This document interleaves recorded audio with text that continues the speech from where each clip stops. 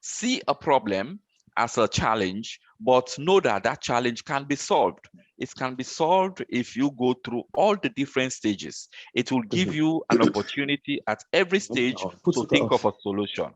To think of a solution at activity stage, at output stage, at outcome stage, and at impact stage. Experience is gathered at every stage. It is never a smooth process. That's one thing I want you to take home. At every stage of the process, you will encounter challenges. You'll encounter challenges in gathering the resources. You'll encounter challenges in organizing the workshops.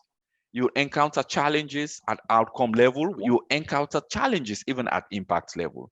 And that experience needs to be gathered. But the good thing, that experience, once it is gathered logically at every stage of the input goal chain, it forms a powerful documentation of that experience. And that experience could be easily replicated or scaled up to other communities. Measurements usually starts at outcome and then impact level, because usually with projects you want to measure the change. And in fact, when you're applying for donor funding, you always have an objective. An objective is change.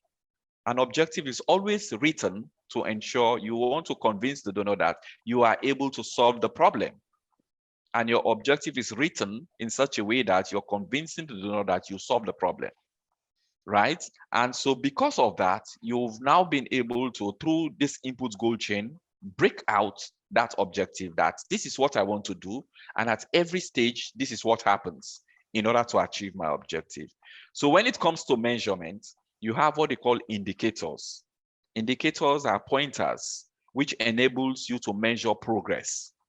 And these pointers are at every level of the input goal chain. You have output indicators, you have outcome indicators, you have impact indicators. Being participatory, if it's in a community, you can involve the communities as well in identifying indicators of success, and these are indicators. Again, it goes back to what is the aim and goal of the project. The project, it should be for the benefit of the communities, and the community should determine what success is to them. But what we are seeing in a lot of projects is the projects directors and owners determine success, leaving the beneficiaries behind. But the ideal way of designing projects and indicators is to include the beneficiaries and make sure together you define what success means, to them. So then you can then design success with indicators at output, at outcome, and at impact level.